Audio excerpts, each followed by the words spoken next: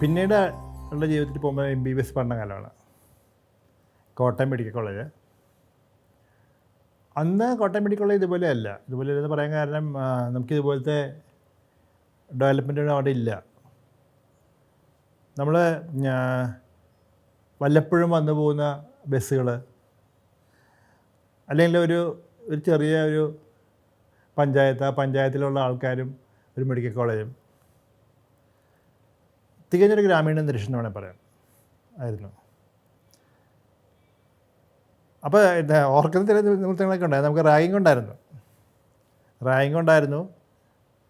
തിരിഞ്ഞാലോചിക്കുമ്പം ഒരു പ്രയാസം തോന്നിയിട്ടില്ല. തിരിഞ്ഞാലോചിക്കുമ്പോൾ നമ്മൾ തോന്നുന്നു നമ്മൾ കുറച്ച് ബുദ്ധിമുട്ട് ആ സമയത്തൊക്കെ ഉണ്ടായിരുന്നു. പക്ഷെ ആരും ഉപദ്രവിക്കൊന്നുമില്ലായിരുന്നു. ഉപദ്രവമായിട്ടൊന്നുമില്ല. രസകരമായ കുറേ അനുഭവങ്ങൾ റാഗിങ്ങിൻ്റെ ഭാഗമായിട്ട്. നമ്മൾ അത് ഇമാജിനറി ചെയറിലിരുന്ന് ആഹാരം കഴിക്കുക, അതുപോലെ ഇമാജിനറി ക്രിക്കറ്റ്, ടെറസിൻ്റെ മുകളിൽ ഒരാൾ ബൗൾ ചെയ്യും, ആക്ഷൻ കാണിക്കും, മറ്റൊരാൾ അടിക്കുന്ന പോലെ കാണിക്കും, ഒരു ഫീൽഡർ മുകളിൽ നിന്ന് താഴെ ഇറങ്ങി ബൗണ്ടറിയിൽ നിന്ന് പന്ത് കളക്ട് ചെയ്തുകൊണ്ട് വരുന്നത്. അപ്പോൾ അതൊക്കെ രസമായിരുന്നു. ഇപ്പോൾ ആലോചിക്കുമ്പോൾ ഭയങ്കര രസമാണ് അതൊക്കെ. അതെല്ലായിരുന്നു അന്ന് ഇന്നത്തെ. അതുപോലെ നമ്മൾ ഫസ്റ്റ് ഇയേഴ്സിനെ മാർച്ച് ചെയ്തുകൊണ്ട് ഒരു വശം മാത്രം നമ്മുടെ കൃതാവ് വയ്ക്കുന്ന സമയമാണ്. ഒരു വശം അടിക്കുന്നു, ഒരു വശം ഇല്ല. അപ്പോൾ റോഡിൽ കൂടെ നമ്മൾ, പക്ഷേ രസം എന്താ വെച്ചാൽ അത് ഇന്നാലോചിക്കുമ്പോൾ ചിരി വരും. പക്ഷേ നാട്ടുകാരെല്ലാം വന്ന് നോക്കി, പക്ഷേ ആരും ഒരു കമൻറ്റും അല്ല അവർക്ക്. പക്ഷേ എല്ലാ വർഷവും കാണുന്നതായിരിക്കുന്നുണ്ട്. അപ്പോൾ അവരും നമ്മളൊരു ഭാഗമാവാറുണ്ട്.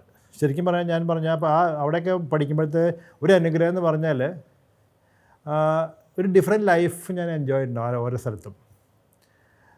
അവിടെ ആദ്യത്തെ 1.5 വർഷം കഴിയുമ്പോഴത്തേക്കും ഞാൻ അടുത്തൊരു വീടെടുത്ത് ആ വീട്ടിലേക്ക് ഞങ്ങളൊരു 5-6 എല്ലായിടത്തും ഉണ്ട്, ചെറിയ ചെറിയ വീടുകളായിട്ട് താമസിക്കുന്ന കുറേ സ്റ്റുഡൻസ് ഉണ്ട്. അങ്ങോട്ട് മാറുകയാണ്. ഓർക്കാൻ ആഗ്രഹിക്കുന്നത് പറഞ്ഞാൽ നമ്മൾ ഇന്നത്തെ മെഡിക്കൽ സ്റ്റുഡൻസ്ക്ക് നഷ്ടപ്പെടുന്നത് എന്താണെന്ന് വെച്ചാൽ, നമ്മൾ അന്ന് പഠിത്തം ഉണ്ടായിരുന്ന ഒരു സംശയമില്ല. നമുക്ക് ക്ലാസ് കട്ട് ചെയ്തൊന്നും ചെയ്യാൻ പറ്റില്ല, പക്ഷെ നമുക്ക് ജീവിതം എൻജോയ് ചെയ്യായിരുന്നു. അതിൻ്റെ കാരണം ദിവസം ക്യാമ്പസ് ലൈഫ്. ഡേ സ്കോളേഴ്സ് എന്ന് പറഞ്ഞാൽ വിരലെണ്ണാവുന്ന ആൾക്കാരേ ഉള്ളൂ. പ്രൊഫസേഴ്സും എല്ലാ സ്റ്റാഫും ആ ചുറ്റുവട്ടത്ത് താമസിക്കുന്ന ആൾക്കാർ. അപ്പോൾ അതുകൊണ്ട് നമ്മളൊരു ക്യാമ്പസ് ലൈഫിൻ്റെ എല്ലാ മെമ്മറീസും നമുക്ക് സൂക്ഷിക്കാനായിട്ടുള്ള ലൈഫായിരുന്നു കോട്ടയം മെഡിക്കൽ കോളേജിൻ്റെ അകത്ത്. ഉദാഹരണം പറയുകയാണെന്നുണ്ടെങ്കിൽ നമ്മൾ ക്രിസ്മസിന് നമ്മൾ ഗ്രൂപ്പായിട്ട് ഒരാൾ ക്രിസ്മസ് വാൻ്റെ വേഷമൊക്കെ കെട്ടി പാട്ട് പാടി ഇങ്ങനെ പോകുമ്പോൾ നമ്മൾ ആദ്യമേ പോകുന്നത് ഈ പ്രൊഫസേഴ്സിൻ്റെ വീട്ടിലേക്കാണ്. അപ്പോൾ നമുക്ക് പഴയ അനുഭവം അറിയും. അതായത് ഒന്നുമില്ല, നമ്മുടെ കൂടെ സീനിയേഴ്സ് ആരും കാണാം. അവർ പറയും ഇന്ന പ്രൊഫസറുടെ വീട്ടിൽ പോയി കഴിഞ്ഞാൽ ഏറ്റവും നല്ല ആഹാരം കിട്ടുക, നമുക്ക് അങ്ങോട്ട് പോകാം. അപ്പോൾ നമ്മൾ അവിടെയാണ് ആദ്യം ചൂസ് ചെയ്യുക. അവിടെ പോയിരുന്നത് നമ്മൾ പാട്ടൊക്കെ വായിച്ച്, അപ്പോൾ ഇൻസ്ട്രുമെൻറ്റ്സ് എല്ലാം വായിക്കുമെന്ന്. അപ്പോൾ ഞാൻ മൗത്തോർഗം വായിക്കുമായിരുന്നു, ഇൻസ്ട്രുമെൻറ്റ്സ് വായിക്കും. വേറെ ആൾ പാട്ട് പാടും, ഒരു വയലിൻ വായിക്കുന്ന ഐസൊക്കെ ഉണ്ടായിരുന്നു. അപ്പോൾ ഞങ്ങൾ പാട്ട് പാടി അവിടെ പോകും. അവിടെ പോയിരുന്ന കുറേ സമയം പാട്ടൊക്കെ വായിച്ചിട്ട്, അപ്പോൾ ഞങ്ങൾക്ക് അറിയാം കഴിക്കാൻ വിളിക്കുമെന്ന് അറിയാം. അപ്പോൾ പതുക്കെ ഇരുന്ന് നമ്മളെല്ലാം ആഹാരം കഴിച്ച് അങ്ങനെ. ഇപ്പം നമുക്ക് ഇമാജിൻ ചെയ്യാൻ പറ്റില്ല അങ്ങനെ ഒരു പ്രൊഫസറും അങ്ങനത്തെ ഒരു സ്റ്റുഡൻറ്റ് ലൈഫ് എന്ന് പറഞ്ഞാൽ ഇമാജിൻ ചെയ്യാൻ പറ്റില്ല. അതാണ് നമ്മുടെ പലപ്പോഴും. അപ്പോൾ അത്രമാത്രം ക്ലോസ്. അപ്പോൾ നമ്മൾ കളിക്കുക. അപ്പോൾ ഞാൻ ക്രൈസ്റ്റിലും പഠിച്ചുകൊണ്ട് എനിക്ക് കളിക്കാനുള്ള ഇൻട്രസ്റ്റ് ഉണ്ടായിരുന്നു.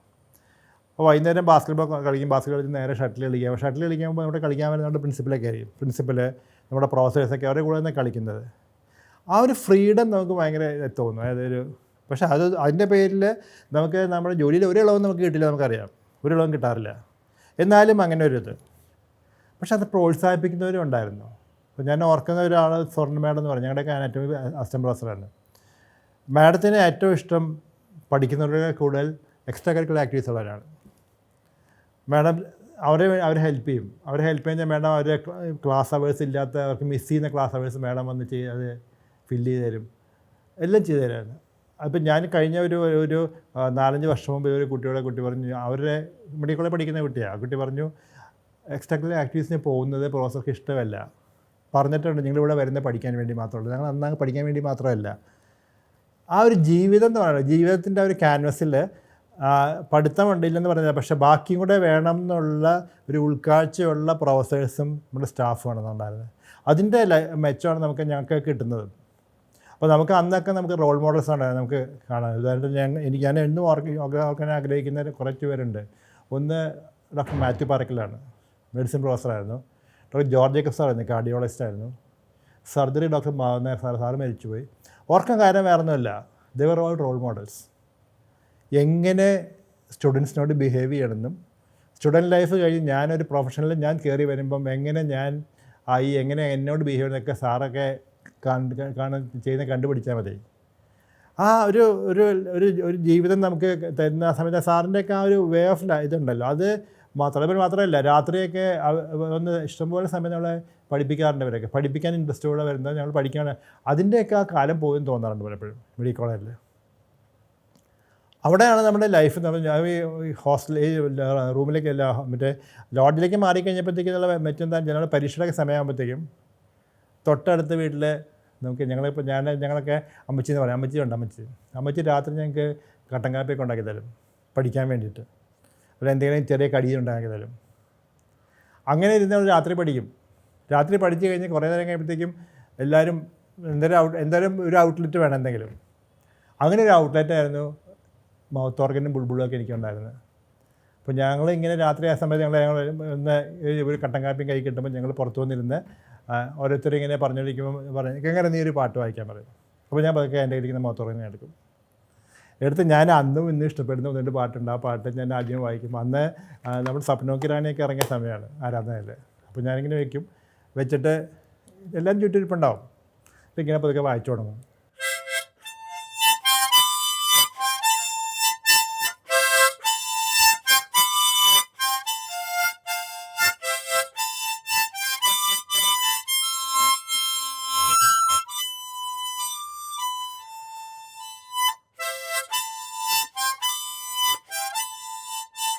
ഇന്നും അതിൻ്റെ മധുരമുണ്ട്.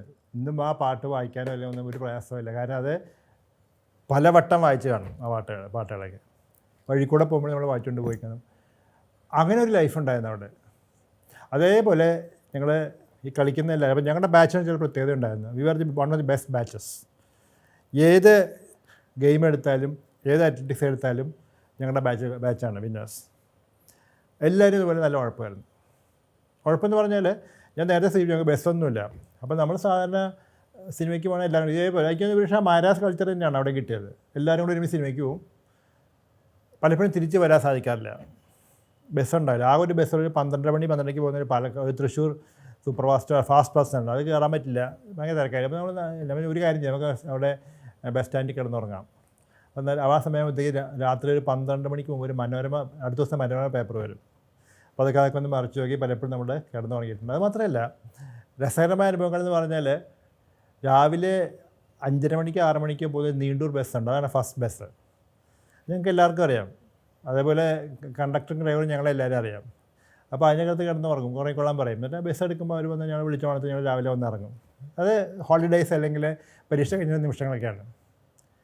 അതൊന്നും ഇന്ന് നമുക്ക് ആലോചിക്കാൻ പറ്റില്ല അങ്ങനത്തെ ലൈഫൊന്നും. ബിക്കോസ് KSRTC ബസ്സിൽ രാത്രി കിടന്നുറങ്ങാൻ ആരെയും സമ്മതിക്കും, അവരെ സമ്മതിക്കില്ല. പക്ഷേ അത് ദർസ് എ ഡിഫറെൻറ്റ് വേൾഡ് അന്നുണ്ടായിരുന്നു. അങ്ങനെയുള്ള ഒരു അപ്പോൾ പഠിക്കുന്ന സമയമാണ്. പഠിക്കുമ്പോൾ ഞങ്ങളെല്ലാവരും അന്ന് ഈ ഹോസ്റ്റലിൽ എല്ലാവരും ഹോസ്റ്റലിൽ വരും. ഹോസ്റ്റലിൻ്റെ മുകളിൽ ടെറസിലാണ് എല്ലാവരും പഠിത്തം. ഞങ്ങളൊരു സെപ്പറേറ്റ് കണക്ഷനൊക്കെ വലിച്ച് എല്ലാവരും കൂടെ ടെറസിൽ എല്ലാവരും കൂടി ഇരുന്ന് പഠിക്കും. അവിടെ വിരിച്ച് അവിടെ തന്നെ കിടന്ന് ഉറങ്ങും. കുറച്ച് പേര് ഉറങ്ങുന്നുണ്ടാകും, കുറച്ച് പേര് വായിക്കുന്നുണ്ടാകും. പക്ഷേ നേരത്തെ മ്യൂച്വൽ ഡിസ്കഷൻ പരീക്ഷയ്ക്ക് എല്ലാവരും കൂടെ പോകുന്നു, എഴുതുന്നു. നമുക്കൊരു ടെൻഷനും ഇല്ല. ബിക്കോസ് ഒരു ഇറ്റ്സ് പാർട്ട് ഓഫ് ലൈഫ് എന്ന് പറഞ്ഞാൽ അങ്ങനെ പോകുന്നു. അതിൻ്റെ കാരണം എന്താ വെച്ചാൽ ഈ കളക്റ്റീവ്നെസ്സാണ്. എല്ലാവരും കൂടി ചേർന്ന് പഠിക്കുന്നു, എല്ലാവരും കൂടി ചേർന്ന് സിനിമയ്ക്ക് പോകുന്നു, എല്ലാവരും കൂടെ ആ ഒരു കളക്റ്റീവ്നെസ്സാണ് ഒരു പക്ഷേ എന്നിൽ നഷ്ടപ്പെട്ടു പോകുന്ന എല്ലാം അതുകൊണ്ടാണ്. പക്ഷേ അതുകൊണ്ട് എന്താ പറയുക, അതുകൊണ്ട് it becomes a very tense profession. പഠിക്കാൻ ഭയങ്കര ടെൻഷൻ.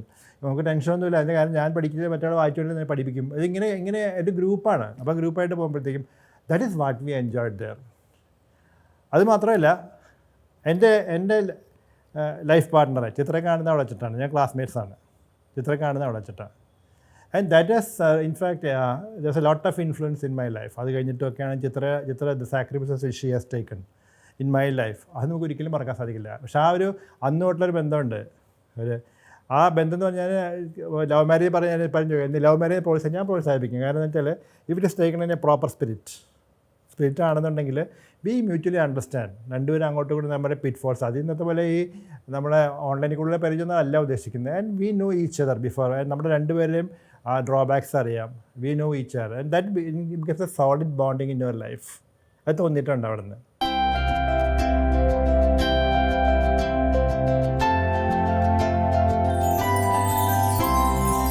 പിന്നെ ഒരു ഓർമ്മ വരുന്നത് മുഴുവൻ നമ്മുടെ അഡാർ ക്യാൻസർ ഇൻസ്റ്റിറ്റ്യൂട്ടിനെ കുറിച്ചാണ്. ഞാൻ DM മെഡിക്കൽ ഓങ്കോളജി ചെയ്യുന്ന അവിടെയാണ്. അഗെയിൻ വേ ബാക്ക് in 1986-87 പീരീഡാണ് ജോയിൻ ചെയ്തത്. അവിടുത്തെ ഓർമ്മകൾക്ക് വരുമ്പോൾ ചില കാര്യങ്ങൾ വളരെ നമ്മുടെ how it has influence your life എന്ന് തോന്നാറുണ്ട്. അപ്പോൾ ഞാൻ ഓങ്കോളജി ഇഷ്ടപ്പെട്ട് തുടങ്ങുന്നത് പറയുകയാണെങ്കിൽ അവിടെ തന്നെ ആയിരിക്കും. ഞാൻ ഓൾ ഇന്ത്യ ഇൻസ്റ്റിറ്റ്യൂട്ടിൽ വെച്ച് നമുക്ക് ഒരു ചെറിയൊരു എക്സ്പോഷർ ഉണ്ട്, ഇഷ്ടപ്പെട്ട് തുടങ്ങി. പക്ഷേ റിയലി ഇൻറ്റു ഇറ്റ് എന്ന് പറഞ്ഞാൽ അത് അഡാറായിരിക്കും. ചില ക്വാളിറ്റീസ് അവിടെ നമുക്ക് എടുത്ത് പറഞ്ഞാൽ മതിയാവുള്ളൂ. ഒന്നാമത്തെ ദിവസമാണ്, first day of the hospital day ആണ്. നമ്മുടെ വർക്കിംഗ് അവേഴ്സൊക്കെ ഉണ്ട് 8 to 5 hours. അതിനേക്കാൾ രസം നമ്മൾ ആ ഹോസ്പിറ്റലിൽ ജോയിൻ ചെയ്യാൻ പറ്റിയ ഒരു അനുഭവം ഭയങ്കര രസമാണ്. നമുക്ക് അക്കോമഡേഷൻ ഹോസ്റ്റലില്ല അവിടെ. PGs ഞങ്ങൾ 5 PGs 5+5 to 10 2 വർഷത്തേക്കുള്ള PGs 10 പേരേ ഉള്ളൂ. അപ്പോൾ അവർക്ക് വേണ്ടി ഒരു വീടുണ്ട്. ആ വീടിനെ ഞാൻ കണ്ടപ്പോഴേ എൻ്റെ മനസ്സിൽ ആദ്യമേ വന്ന പേര് ഭാർഗവ നില എന്നാണ്. അതുപോലത്തെ ഒരു വീട് ഇരുട്ടാണ്, അകത്തോടെ ഇരുട്ടാണ്. അപ്പോൾ ആകെ അവിടെ 3 ബെഡുണ്ട് ആ ഹോസ്റ്റലിൽ വീട്ടിൽ.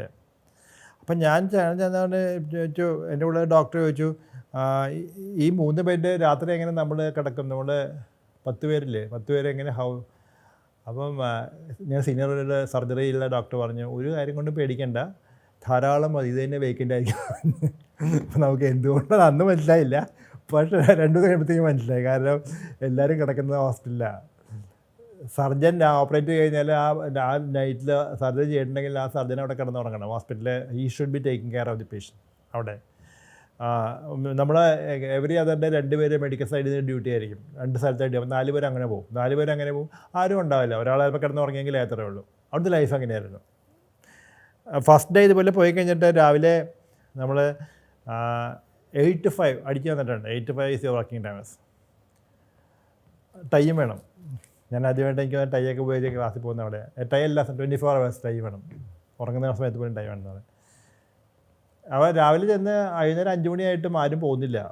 എല്ലാവരും ഇങ്ങനെ ഓരോരോ വർക്കൊക്കെ ചെയ്യണമെങ്കിൽ ഞാൻ ഈ 5 മണിയായിട്ട് പോകാൻ പറ്റില്ല എന്ന് വെച്ചാൽ നമ്മൾ ഇവിടുത്തെ കൾച്ചർ അങ്ങനെയാണ്. ഇവിടെ നമ്മൾ 8 മണി 1 മണിയാകുമ്പോഴത്തേക്കും നമ്മൾ മെഡിക്കൽ കോളേജിൽ നിന്ന് ഇറങ്ങി അല്ലെങ്കിൽ ഹോസ്പിറ്റലിൽ നിന്ന് ഇറങ്ങി പോവുക. അപ്പോൾ പ്രായ ഒരു മനുഷ്യൻ അദ്ദേഹം വന്ന് പറഞ്ഞു, അങ്ങനെ പോകാൻ പറ്റില്ല, നമുക്ക് ഒരു അസൈൻമെൻറ്റ് അത് തന്ന ദിവസം ആ അസൈൻമെൻറ്റ് കംപ്ലീറ്റ് ചെയ്യാതെ അന്ന് അവിടെ നിന്ന് പോക്ക് നടക്കില്ല. പോയി കഴിഞ്ഞാൽ അടുത്ത ദിവസം രാവിലത്തെ ക്വസ്റ്റ്യൻ വരുന്നത്, ഇത് എവിടെയാണ് സ്റ്റക്കായിരിക്കുന്നത് നോക്കും. ഒരു പേപ്പർ മൂവ് ചെയ്യുന്നവർ ആ പേപ്പർ ഏത് മേശപ്പുറത്തായിരിക്കുന്നതെന്ന് അന്വേഷിച്ച് ആ മേശപ്പുറത്തിന് എന്തുകൊണ്ട് ക്ലിയർ ചെയ്യില്ല ക്വസ്റ്റ്യൻ വരിക. അതുകൊണ്ട് ആരും എല്ലാവരും ഫിനിഷ് ചെയ്യണം. അപ്പോൾ നമ്മുടെ പെത്തോളജിസ്റ്റ്, ഞാനിപ്പോൾ ആലോചിക്കുമ്പോൾ ഭയങ്കര രസം. പെത്തോളജിസ്റ്റ് ഇപ്പം ഞാൻ തുടങ്ങുന്ന ഒരു എക്സാമ്പിൾ പറഞ്ഞുതരാം. ഞങ്ങളൊരു ബ്ലഡ് ടെസ്റ്റിന് വേണ്ടി വിടുകയാണ്.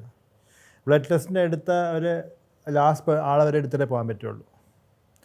ആ ലാസ്റ്റ് ആളെ എടുക്കുന്ന ആളുടെ ഉണ്ടാക്കുന്ന സ്ലൈഡും സ്മിയറും ഒക്കെ പെത്തോളജിസ്റ്റ് കണ്ടിട്ട് സ്റ്റെയിൻ ചെയ്യാൻ വേണ്ടി ലാബറട്ടറി ടെക്നീഷ്യൻ സ്റ്റെയിൻ ചെയ്തിട്ടേ പോകാൻ പറ്റുള്ളൂ. ആ സ്റ്റെയിൻ ചെയ്ത സാധനം പെത്തോളജിസ്റ്റ് കണ്ടിട്ടേ പോകാൻ പറ്റുള്ളൂ.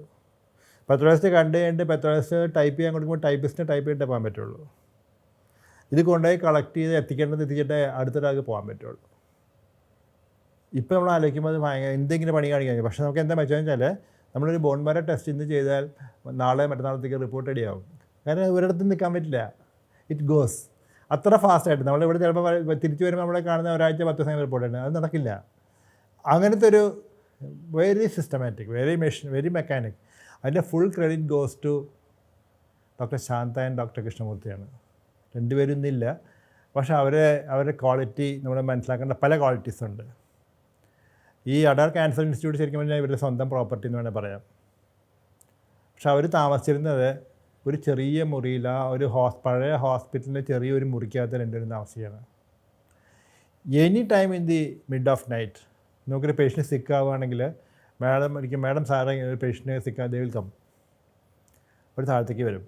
താഴത്തേക്ക് വന്നാൽ മെച്ചം എന്താണെന്ന് വെച്ചാൽ മാനേജ്മെൻറ്റിലൊന്നും ഒരു 2 പേരും ഇൻ്റർഫിയർ ചെയ്യില്ല, നമുക്ക് നിന്ന് മാനേജ് ചെയ്യാം. പക്ഷേ എല്ലാ സാധനവും അവിടെ ഉടനെ വരും. ECG മെഷീൻ വരും, എക്സ്റേ, എൻ്റെ കാര്യം ഇവർ 2 പേരും അവിടെ ഉണ്ട്. So everything goes. അതൊരു ഭയങ്കര ക്വാളിറ്റിയാണ് ഇവർ 2 പേരും till the end of their life. എനിക്ക് തോന്നുന്ന ആ ഒരു ക്വാളിറ്റിയാണ്. അതായത് യു ആർ ദെയർ. അതായത് മാഡം ഇവർ 2 പേരും ഇതിൻ്റെ കോൺഫറൻസിന് പുറം രാജ്യങ്ങളിൽ പോയി കഴിഞ്ഞാൽ എന്നാലും സ്ട്രിക്റ്റ് ഒരു കാര്യമുണ്ട്. രാത്രി 8 മണിയാകുമ്പം ഡ്യൂട്ടി ഡോക്ടർ എല്ലാ പേഷ്യൻറ്റിനെയും കുറിച്ചുള്ള വിവരം ഇവർക്ക് കൊടുക്കണം, പാസ് ഓൺ ചെയ്യണം. അത് ഇവർ വിളിക്കും. ഇന്ത്യയിലാണെങ്കിൽ നമ്മൾ അങ്ങോട്ട് വിളിക്കും. മാഡം നമ്പറിൽ വിളിച്ചിട്ട് എല്ലാ ഡിപ്പാർട്ട്മെൻറ്റുകാരും പറയണം. അത് നമ്മൾ ആ സമയത്ത് എല്ലാ പേഷ്യൻറ്റിൻ്റെയും ഡീറ്റെയിൽസ് പറഞ്ഞു കൊടുക്കണം. പുറത്തുനിന്നാണെങ്കിൽ മാഡം ഇങ്ങോട്ട് വിളിക്കും. കറക്റ്റ് ആ ടൈം ആകുമ്പോൾ കോൾ വരും, എനിവെയർ ഇൻ ദി വേൾഡ്. അപ്പോൾ ആ പേഷ്യൻസിൻ്റെ അറ്റാച്ച്മെൻറ്റ് നമ്മളെ കാണുന്നത്. അതായത് ഓരോ പേഷ്യൻറ്റിനെയും that you can see very well. അത് നമ്മൾ ബേസിക്കലി പഠിക്കുന്നവരെ എന്താ, ഓരോ പേഷ്യൻറ്റിനെയും there is a very important part of your professional life എന്നത് പഠിപ്പിക്കുന്ന മാഡത്തിൻ്റെ അടുത്തുനിന്നാണ്. മാഡത്തിൻ്റെ അടുത്ത് അവർ നമ്മൾ ഇന്നത്തെ പോലെ ഞങ്ങളെന്ന് പറയുന്നത്, ഞാൻ ആ 2 വർഷം പഠിക്കുന്നത് ഒരു നയ പൈസ പോലും എനിക്ക് സ്റ്റൈപ്പൻഡില്ലാതെയാണ്. കാരണം നമ്മൾ സ്റ്റൈപ്പൻഡ് വാങ്ങിക്കുകയാണെങ്കിൽ ബോണ്ട് കൊടുക്കുന്നില്ല. ഒരു 3 ദിവസം 4 ദിവസം കൂടുമ്പോഴേക്കും നമുക്ക് പലപ്പോഴും നമുക്ക് റൂമിലേക്ക് വരാൻ സാധിക്കാവുള്ളൂ. നമുക്ക് അവിടെ ഡ്യൂട്ടി ഡോക്ടർക്ക് ഒരു ഡിന്നറും ബ്രേക്ക്ഫാസ്റ്റും തരും. ബാക്കി നമ്മുടെ ഡ്യൂട്ടി കഴിഞ്ഞു. പക്ഷേ ഡ്യൂട്ടി ജസ്റ്റ് ഗോസ് ഓൺ. പക്ഷേ നമ്മുടെ പ്രൊഫഷണൽ, നമ്മുടെ പോസ്റ്റ് ഗ്രാജുവേറ്റ് ലെവലിൽ നമുക്ക് ഭയങ്കര യൂസ്ഫുള്ളാണ്. ബിക്കോസ് നമ്മൾ ആ ഗെറ്റ് ട്യൂൺ ടു ദാറ്റ്, നമുക്ക് എല്ലാ എമർജൻസിയും കാണുകയാണ്. അതിൻ്റെ അകത്തൊന്നും മുങ്ങി നടക്കാൻ പറ്റില്ല, മുങ്ങലും നടക്കുകയില്ല. പക്ഷേ അതേ സമയത്ത് മാഡത്തിൻ്റെ ഒരു ക്വാളിറ്റി ഞാൻ ഇന്നും മനസ്സിലാക്കുന്ന ഒരു ദിവസമുണ്ട്. Doctor Chitra was caring. അന്ന് 2ാമത്തെ മോനെ പ്രഗ്നൻ്റാണ്. ഡെലിവറിയുടെ ടൈം എനിക്ക് ഇവിടുന്ന് മെസ്സേജ് വരികയാണ്, ഇങ്ങനെ ഹോസ്പിറ്റലൈസ് ചെയ്യാണ്. അപ്പോൾ ഞാൻ പോയി മാഡത്തിനോട് പറയും, മാഡം ഇങ്ങനെ എമർജൻസി ഉണ്ട്, ആയിട്ട് പോകും. ഇപ്പം മാഡം പറഞ്ഞു, leave everything now, you are to rush because your presence is mandatory. ഞാനിത് കഴിഞ്ഞ് ഒരിക്കൽ മാഡത്തിനെ കണ്ടപ്പോൾ ഞാൻ പറഞ്ഞു, മാഡം അന്ന് ആ പറഞ്ഞ വാചകങ്ങളുണ്ടല്ലോ, that is still in my mind. അതായത് ഒരു അമ്മയ്ക്ക് അതിനെ പറയാൻ സാധിക്കുകയുള്ളൂ ഇതിന്. അപ്പോൾ ഞാൻ പറഞ്ഞു, മാഡത്തിൻ്റെ ആ ഒരു എക്സ്പ്രഷനുണ്ട്. അതായത് ഞങ്ങൾക്കൊക്കെ അറിയാം ഉഴപ്പാൻ സാധിക്കില്ല, പക്ഷേ ആ മൊമെൻറ്റിൽ യു റൺ എന്ന് പറയുന്നുണ്ടല്ലോ, അതിന് തരുന്നൊരു ഇതുണ്ട്, ഒരു വൈബ്രൻ്റ് വേർഡ്സാണത്. അപ്പോൾ ഞാൻ പറയാം, ഇപ്പോഴും എനിക്ക് ഐ ഹാഡ് ടു റിമെമ്പർ. ഞാൻ എപ്പോഴും കഴിഞ്ഞ ദിവസം മാഡം മരിക്കുന്നത് കുറച്ച് നാൾ മുമ്പ് എനിക്ക് കണ്ടപ്പോൾ ഞാൻ പറയും, മാഡം പറഞ്ഞ പക്ഷേ ഐ റിമെമ്പർ ദാറ്റ് ഡേ. ഞാൻ തിരിച്ച് ഓടി വരിക. പക്ഷേ അതൊക്കെ എനിക്ക് തോന്നുന്നത് അതൊക്കെ ഓരോ ക്വാളിറ്റിയാണ്. അതായത് ആ ഡിസിപ്ലിൻ മെയിൻറ്റെയിൻ ചെയ്യുന്നു. പക്ഷേ അതേ സമയത്ത് there is A heart, there is A mind, നമ്മളോടുള്ള ആ സ്നേഹം എന്ന് പറയുന്നത് അതൊരു പ്രത്യേകതയാണ്. അതിൻ്റെയൊക്കെ മെച്ചെന്ന് വെച്ചാൽ മാഡത്തിൻ്റെ ഇന്ന് പോയ സ്റ്റുഡൻസ് എല്ലാവരും we all remember her as our mother, professional mother തന്നെ പറയാം എല്ലാവരും. And that is something which ഒരു അതുപോലെ തന്നെ നമുക്ക് നമ്മുടെ മെഡിക്കൽ പ്രൊഫഷനിൽ നിങ്ങളുടെ സമയം എന്ന് പറഞ്ഞ ഒന്നില്ല എന്ന് പഠിക്കുന്ന ഒരു പക്ഷേ അവിടെ വെച്ചിട്ടാണ്. നമുക്ക് ഇന്നും എനിക്ക് തോന്നാറില്ല, ഞാൻ ഒ പി കഴിഞ്ഞ ലേറ്റാണ്, പക്ഷേ എനിക്ക് തോന്നാറില്ല, എനിക്ക് ആ ഒ പി സമയം കഴിഞ്ഞ് തോന്നാറില്ല. അത് അവിടുന്ന് പഠിച്ച കാര്യമാണ്, അത് അവിടുന്ന് പഠിച്ച ഓരോരുത്തർക്കും ഉണ്ടാകും അങ്ങനെ ഒരു ക്വാളിറ്റി. അതായത് നമ്മുടെ ആ വർക്ക് ഫിനിഷ് ചെയ്യുക, അല്ലെങ്കിൽ patient is only consideration. Madam എപ്പോഴും പറഞ്ഞുകൊണ്ടിരിക്കും, അവർ കൺസിഡറേഷൻ ഓൺലി ദി പേഷ്യൻ്റ്, ബാക്കി എന്ത് വേണമെങ്കിലും. അപ്പോൾ അതിനുള്ള ഒരു സംവിധാനവും അതിനുള്ളൊരു ബാക്ക്ഗ്രൗണ്ടും അതിനൊരു മെൻറ്റാലിറ്റിയും ഒരു പക്ഷേ ക്രിയേറ്റ് ചെയ്ത് മാഡം. അതുകൊണ്ട് തന്നെ ആ ഒരു ഓങ്കോളജിയോടുള്ള റിയൽ ടേസ്റ്റ് ഡെവലപ്പ് ചെയ്യുന്നതും അടാർന്നാണ്.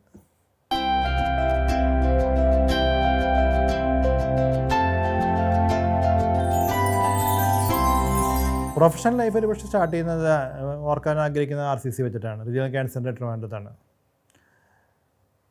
1989 ഞാൻ ജോയിൻ ചെയ്യുന്നതാണ്. നമ്മൾ ആദ്യമായിട്ട് മെഡിക്കൽ ഓങ്കോളജി ഡിപ്പാർട്ട്മെൻറ്റ് സ്റ്റാർട്ട് ചെയ്യുന്ന അവിടെയാണ്, കേരളത്തിൽ ആദ്യമായിട്ട്. അപ്പോൾ അന്ന് ഇപ്പം ഇന്ന് കാണുന്ന വലിയ കെട്ടിടമൊന്നുമില്ല, മെഡിക്കൽ കോളേജിൻ്റെ ഭാഗമാണ്. അപ്പോൾ ഞാനും ആരംഭിക്കുന്ന മെഡിക്കൽ കോളേജിൻ്റെ ഭാഗമായിട്ട് തന്നെയാണ്. പുതിയ കെട്ടിടത്തിലേക്ക് വരുന്ന ആദ്യത്തെ വാർഡ് മെഡിക്കൽ ഓങ്കോളജി വാർഡാണ്. അവിടെ ഓർക്കാൻ ആഗ്രഹിക്കുന്ന കുറേ കാര്യങ്ങൾ എന്താണെന്ന് വെച്ചാൽ, ഒന്ന് എങ്ങനെയാണ് വാർഡ് സെറ്റപ്പ് ചെയ്യുന്നുള്ളതാണ്. കെട്ടിടപ്പണി നടക്കുന്നേ ഉള്ളൂ, ഒരു വാർഡ്, വേറെ ഒന്നുമില്ല അവിടെ. ഞാൻ എൻ്റെ 2ാമത്തെ ചേട്ടനുണ്ട്, ബാൽച്ചേട്ടൻ എന്ന് പറഞ്ഞാൽ, ഞാനും ബാൽച്ചേട്ടനും അതുപോലെ അന്ന് അവിടുത്തെ നേഴ്സിംഗ് സൂപ്രണ്ടായിരുന്നല്ലോ, ഞങ്ങളെല്ലാവരും കൂടെ സത്യം പറഞ്ഞാൽ കോയമ്പത്തൂർ നടന്നാണ് അതിലത്തെ ഓരോ ഐറ്റംസ് വാങ്ങിക്കുന്നത് അവിടുത്തെ. കാരണം അന്ന് അവിടുത്തെ പർച്ചേസ് സിസ്റ്റം ഒന്നും ഇല്ല. അതേപോലെ ആ വാർഡ് സെറ്റപ്പ് ചെയ്യുന്ന സമയത്ത് എനിക്ക് പഴയ അടയാറിൻ്റെ ഓർമ്മ ഉണ്ടായിരുന്നു, എങ്ങനെ കുട്ടികളുടെ വാർഡ് സെറ്റപ്പ് ചെയ്യണമെന്നുണ്ട്. കാരണം അടയാർ വാർഡിൽ അതുപോലെയായിരുന്നു. അപ്പോൾ ഞാൻ പറഞ്ഞു, അവിടെ നമുക്കൊരു TV വേണം, അവിടെ നമുക്ക് മ്യൂസിക് സിസ്റ്റം വേണം, അവിടെ കളിക്കാനായിട്ടുള്ള സാധനങ്ങൾ വേണം, ക്യാരം ബോർഡും ചെസ്, അതൊക്കെ അടയാർ ക്യാൻസർ ഇൻസ്റ്റിറ്റ്യൂട്ടിലെ കുട്ടികളുടെ വാർഡിലുണ്ടായിരുന്നു.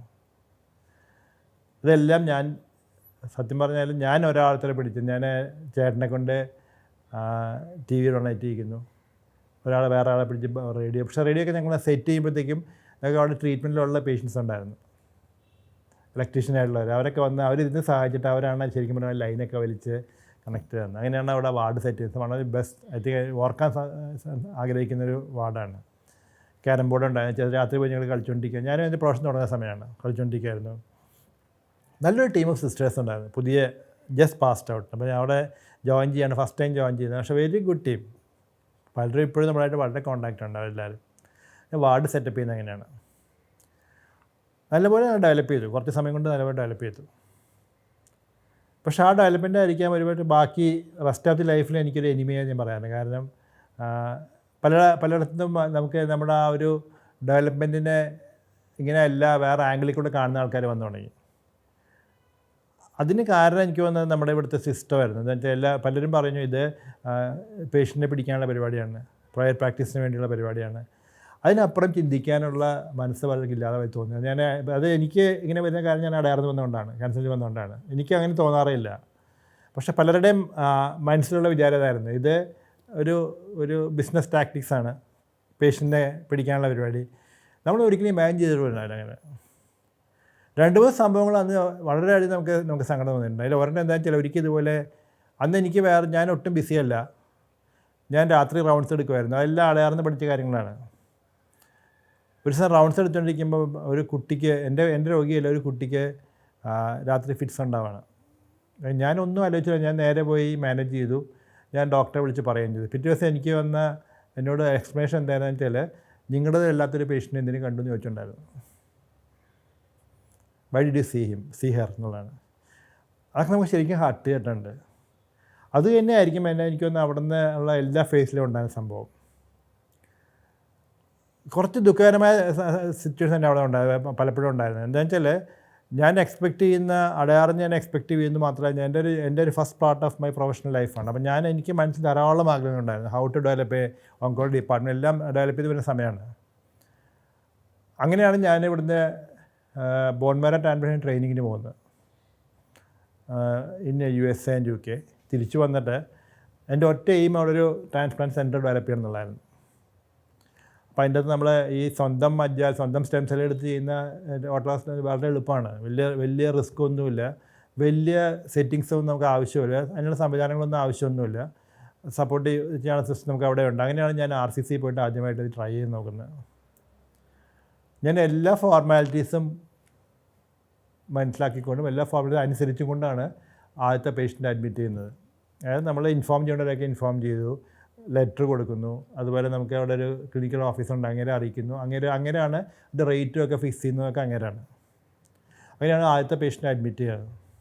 അഡ്മിറ്റ് ചെയ്യാൻ ട്രാൻസ്പ്ലാന്റേഷൻ എല്ലാം എനിക്ക് നല്ല ആഗ്രഹമായിരുന്നു, ട്രാൻസ്പ്ലാന്റ് ചെയ്യണം. അഡ്മിറ്റ് ചെയ്ത് സെക്കൻഡ് ഡേ തേർഡ് ഡേ എനിക്കൊരു മെമ്മോ വരുന്നത്, Y did U admit this patient without informing. ഞാൻ പറഞ്ഞു already I have informed every one. എൻ്റെ റേറ്റ് ഫിക്സ് ചെയ്തതും അഡ്മിഷൻ ചാർട്ട് കൊടുത്തതൊക്കെ ഞാൻ അവിടെ തന്നെ ഓഫീസറാണ്. ഞാനൊന്നിലും ഇൻവോൾവ് അല്ല, ഇൻക്ലൂഡിങ് ഞാനത് ചെയ്യാൻ ഉതിരുന്നത് മാത്രമേ ഉള്ളൂ. How can you do this without getting our permission from here when you don't have the facility for it here. ഞാൻ ഫെസിലിറ്റി ഉണ്ട്, I'm very clear there is a facilities available. എന്നിട്ട് എനിക്കൊരു memo ആദ്യം തന്നു. ആ memo തന്ന് explanation memo ആണ്. Memo തന്ന് വിത്തിൻ ആൻ അവർ എനിക്ക് സസ്പെൻഷൻ ഓർഡർ വന്നു. സസ്പെൻഡഡ്. അത് സസ്പെൻഷൻ നടക്കുന്നത് is on I think something I remember ഒരു ഫ്രൈഡേ. സാറ്റർഡേ സൺഡേ കോടതിയില്ല, പിന്നെ ഒരു ഹോളിഡേയ്സ് ഉണ്ടൊക്കെ വരും. അപ്പോൾ എനിക്കൊരിക്കലും 3-4 ദിവസത്തേക്ക് ഒന്നും ചെയ്യാൻ പറ്റില്ല. അങ്ങനെയാണ് ആദ്യമായിട്ട് കോടതി കയറേണ്ടി വന്നത്. ഇവിടെ കോടതി വന്നു കഴിഞ്ഞപ്പോഴത്തേക്കും കോടതിയിൽ നിന്ന് എനിക്കിത് വന്നു, അതായത് there is no need to suspend him, can be taken back. എന്നെ തിരിച്ചെടുത്ത് ഇവർ പിന്നെ അതിൻ്റെ കണ്ടിന്യൂഷൻ ചെയ്യുന്നതാണ്. ആ പേഷ്യൻറ്റിനെ ഇവരവിടെ ചെയ്യാൻ സമ്മതിച്ചില്ല. പേഷ്യൻറ്റിൻ്റെ വൈഫും ഒരു എഴുതി കൊടുത്തു, അതായത് ഞങ്ങളുടെ ജീവൻ പോയാലും കുഴപ്പമില്ല, we want to get the transplant done in RCC Trivandrum under doctor Gangadharan എഴുതി കൊടുത്തു. അതൊക്കെ ഭയങ്കര പേഷ്യൻറ്റിനോട് നമ്മുടെ അറ്റാച്ച്മെൻറ്റ് ശരിക്കും മനസ്സിലാക്കുന്ന മുഹൂർത്തങ്ങളാണ് അതൊക്കെ. പക്ഷേ നേരെ സമ്മതിച്ചില്ല അവർ വി കനോട്ട് ഡു. പിന്നെ അവസാനം ആ പേഷ്യൻറ്റ് ഞാൻ പറഞ്ഞു വിട്ട് വേറെ സ്ഥലത്ത് പോയി ട്രാൻസ്പ്ലാന്റ് ചെയ്തു. ആ പേഷ്യൻ്റായിരുന്നു. പിന്നെ എൻ്റെ ചെയിനായിരുന്നു പിന്നെ തിരിച്ചെടുത്ത് കഴിയുമ്പോഴത്തേക്കും എൻക്വയറി ആഫ്റ്റർ എൻക്വയറിയാണ്. എൻക്വയറി ഓഫീസർ ആദ്യം ഒരു അഡ്വക്കേറ്റ്, അത് കഴിഞ്ഞ് പഴയ VSSCയുടെ ചെയർമാൻ. എനിക്ക് മനസ്സിലായത് എന്താ വെച്ചാൽ ഇവരൊക്കെ ട്രാൻസ്പ്ലാന്റിനെ കുറിച്ച് എങ്ങനെ എന്ത് സംസാരിക്കാൻ പറ്റും, എന്ത് പ്രൊവിഷൻ എനിക്കില്ല എന്ന് പറഞ്ഞാൽ എനിക്ക് മനസ്സിലായി. അപ്പോൾ എനിക്കൊക്കെ തിരി വരുമായിരുന്നു. പിന്നെ കൊല്ലത്തുനിന്നൊരു ഡോക്ടർ, ഇവരൊക്കെ വെച്ചിട്ട് ഐ തിങ്ക് ദർ ആൾ എന്തെങ്കിലും നമുക്ക് എന്നെ ഇതിൻ്റെ കൊടുക്കണം എന്നുള്ളത് തന്നെയായിരുന്നു. അവസാനം ഇവരെല്ലാവരും കൂടെ ഒരു ഓർഡർ വന്നു, അതായത് ഇങ്ങനെ ഇത് found that he's has done something which should not be done. അതിൻ്റെ പെനാൽറ്റി ആയിട്ട് ഈ പേഷ്യൻ്റ് വന്ന് കിടന്ന് 4 ദിവസത്തെ റെൻ്റ് ഉണ്ടല്ലോ, ഒരു 8,500 rupees സംതിങ് ആണ്, അത് has to be taken from ഈ സാലറി എന്ന് പറഞ്ഞ് ഇവർ തന്നെ ഒരു ഡിസിഷൻ എടുത്ത് ഇവർ തന്നെ വെച്ചു. Then I took this to court. കോടതി കേസ് വന്നു. അതുപോലെ ഗവൺമെൻറ് ലെവലിൽ എൻക്വയറി വന്നു. അന്ന് ചീഫ് മിനിസ്റ്ററും എല്ലാവരും ഉണ്ടായിരുന്നു, എൻക്വയറി ഉണ്ടായിരുന്നു. It took years. I think it took almost like 3 to 4 years എടുത്തിട്ടുണ്ട് അപ്പോൾ ഹോൾ പ്രോസസ്സ്. അതുവരെ ഞാൻ ഇതിൻ്റെ പുറകെ ഫൈറ്റായിരുന്നു. I care to imagine how ഒരു ബഡ്ഡിങ് പ്രൊഫഷണൽ നമ്മൾ പോകുന്ന സമയത്ത് you are spending your time and money from your own pocket for fighting this. It's not your cost, it's for something else. വേറെ RCCക്ക് RCCയുടെ അഡ്വക്കേറ്റ് ഉണ്ട്, RCCയുടെ ഫണ്ടുണ്ട്. None of them has to burn their hands. ഞാൻ അവിടുന്ന് ഇവിടെ വരണം, ഹൈക്കോർട്ടിൽ വരണം. And I had remember lot of them who help me at the time, ഒന്ന് ഇൻക്ലൂഡിങ് ദ അഡ്വക്കേറ്റ് ജസ്റ്റിസ് ജാനിയുടെ അഡ്വക്കേറ്റ് രാധാകൃഷ്ണൻ. എനിക്ക് ഇൻഫാക്ട് ഞാനിവിടെ വന്ന് മണിക്കൂറുകൾ അദ്ദേഹത്തിനോട് ചിലവാക്കി കഴിഞ്ഞാലും അദ്ദേഹം എനിക്ക് അവിടെ നിന്ന് ഊണ് തരും, എന്നെ തിരിച്ച് ബസ് സ്റ്റാൻഡിൽ എത്തിച്ചിട്ട് പോകുന്ന. He hesitant to collect any fee from that. He said I am fighting for a cause. പിന്നെ എൻ്റെ പഴയ മാരായസ് കമ്പനിയുണ്ട്, മരിച്ചുപോയ നാരായണൻ അടക്കം, they all stated that you have to fight this for a cause. ഞാൻ അതാ പറഞ്ഞു, ആ പഴയ ബന്ധങ്ങൾ എന്ന് പറയാൻ കാരണം ഉണ്ടാ. So I fought. അവസാനം there is a strong pressure from the patients. പല പേഷ്യൻസും അവിടെ വന്ന് എന്നെ സസ്പെൻഡ് ചെയ്ത് രാത്രി ഞാനിപ്പോൾ ഓർക്കുന്നുണ്ട്, വന്ന് ഒറ്റപ്പാലത്തു നിന്നും പാലക്കാട് നിന്നും മലബാറിൽ നിന്നൊക്കെ വന്ന ആൾക്കാരെ അവിടെ നിന്ന് വന്നിട്ടുണ്ട്. ഞങ്ങൾ തിരിച്ച് വീട്ടിൽ പോകുന്നില്ല, ഡോക്ടറെ തിരിച്ച് കയറ്റിയിട്ടേ ഞങ്ങൾ പോവുള്ളൂ എന്ന ആൾക്കാരുണ്ട്. That is the bonding I had experience with the patients. അത് കഴിഞ്ഞ് ഈ പറഞ്ഞ 4 കൊല്ലം കഴിഞ്ഞ് it came to such a force. അതായത് മിനിസ്ട്രിയിലൊക്കെ പബ്ലിക്കെല്ലാം പറഞ്ഞു we had to do the thing. അപ്പോൾ ഇദ്ദേഹത്തിന് നമ്മുടെ അഡ്മിനിസ്ട്രേഷൻ അത് ചെയ്തേ പറ്റുള്ളൂ. അപ്പോൾ അഡ്മിനിസ്ട്രേഷൻ കൊടുക്കുന്ന ഓർഡർ എന്താണെന്ന് വെച്ചാൽ, if anybody is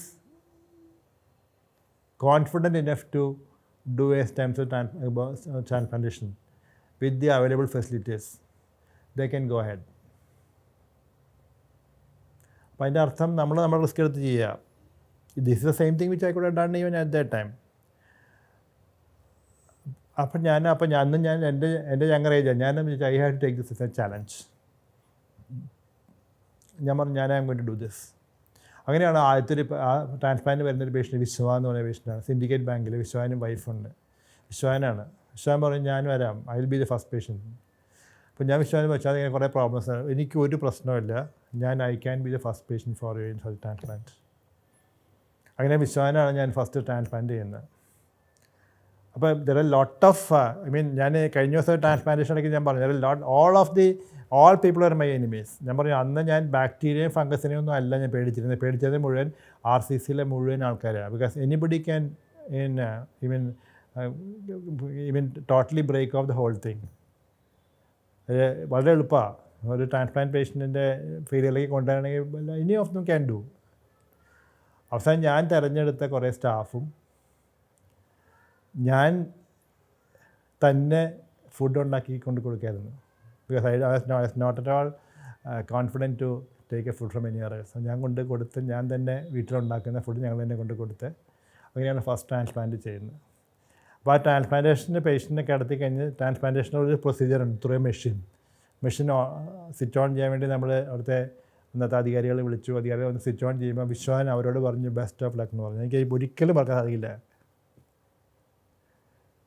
he was in the bed, അവർ നോക്കിക്കൊണ്ട് പറഞ്ഞു ബെസ്റ്റ് ഓഫ് ലക്ക് എന്ന് പറഞ്ഞു. We did the transplant. അവർ 10 ദിവസം 15 ദിവസം ആ ട്രാൻസ്പ്ലാന്റിന് റിക്കവറി എന്ന് പറയുന്ന സമയമുണ്ട്. ഞാൻ മാത്രമല്ല, ഞാൻ, ചിത്ര, എൻ്റെ 2 കൊച്ചു പിള്ളേർ, we are all on toes. Because അത് ഫെയിൽ ചെയ്താൽ that's enough to have a failure in my life. Everybody will point fingers at me and say that this has gone wrong, should not be done. Even to the amount of going to jail, should have been done. പക്ഷേ അത് കഴിഞ്ഞ് he escaped, we could salvage him, he came out. പിന്നെ നമ്മൾ 3 transplant ചെയ്തു. പക്ഷേ it was real day in my life. അത് മാത്രമല്ല, വിശ്വാൻ അത് കഴിഞ്ഞ് കുറേ നാൾ കഴിഞ്ഞ് മരിച്ചു. പക്ഷേ വിശ്വാൻ്റെ family, including his wife, his son, even now എൻ്റെ ബർത്ത്ഡേക്കും അല്ലെങ്കിൽ ഏത് ദിവസം ഓണത്തിനൊക്കെ എന്നെ വിഷും they use to come and meet me. I think there are memories which I think നമുക്ക് ഒരിക്കലും മറക്കാൻ സാധിക്കില്ല. കാരണം അവിടെയൊക്കെ ഞാൻ എൻ്റെ മനസ്സിൽ കൂടെ ഓടുന്നത് മുഴുവൻ പേഷ്യൻറ്റും ഡോക്ടറായിട്ടുള്ള ബോണ്ടിങ്ങാണ്. ജീവിതം പോയാലും we are ready to sacrifice for you, അല്ലെങ്കിൽ നിങ്ങളുടെ കൂടെ നിൽക്കാമെന്ന് കാണിച്ചു തരുന്ന പേഷ്യൻസ് ഉണ്ടല്ലോ, ദേ ആർ. അപ്പോൾ നമുക്ക് അങ്ങനത്തെ ആൾക്കാരെ നമ്മൾ ശരിക്കും ഡോക്ടർ പേഷ്യൻ്റായിട്ട് പറഞ്ഞാൽ അതാ, that is something which keeps you going. ഇന്നും ഞാൻ പറയാം, ഇന്നും why the life goes in my profession is ആ ബോണ്ടിങ്ങാണ്. നമുക്കിഷ്ടംപോലെ നമുക്ക് സഹോദരന്മാരായിട്ടും സഹോദരിമാരായിട്ടും അച്ഛനായിട്ടും അമ്മയായിട്ടും മക്കളായിട്ടൊക്കെ ധാരാളം പേഷ്യൻസ് ചുറ്റുമുള്ളപ്പോൾ I think you feel confident in going even at this age to I mean going.